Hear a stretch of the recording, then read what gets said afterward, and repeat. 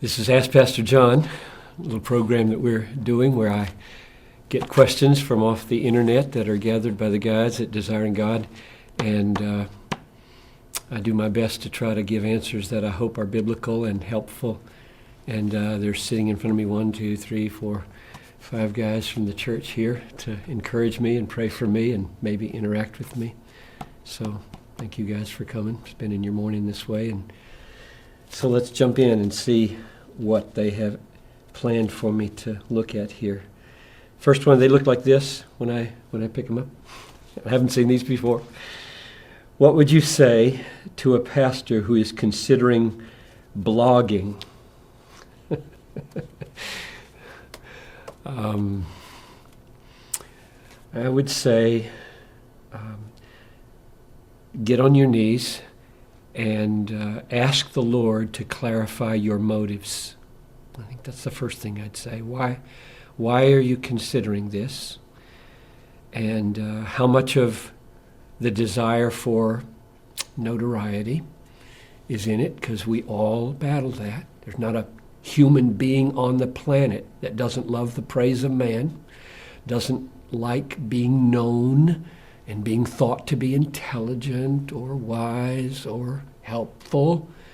And so every sermon we preach, I'm not just indicting blogging here, I'm talking about preaching, doing what I'm doing right now, is all possibly contaminated with the desire for the praise of man.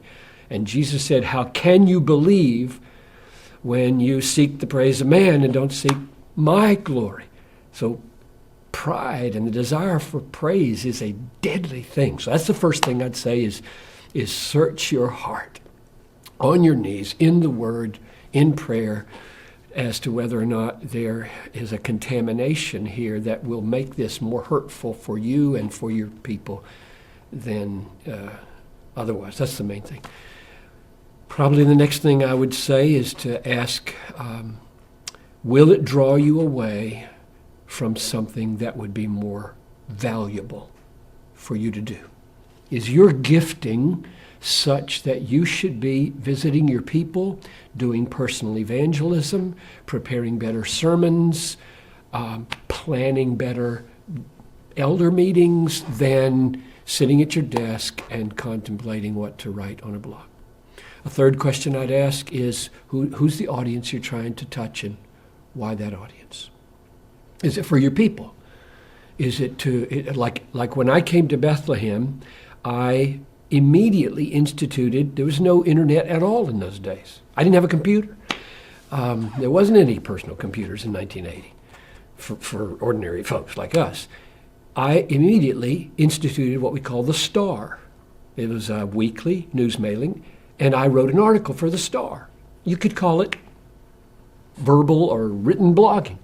And my main goal was, I got more to say to my people than I can say on Sunday, and I really want to say it. So now you can say it to your people, and anybody else who wants to look in can look in. So those would be 3 questions I probably would ask.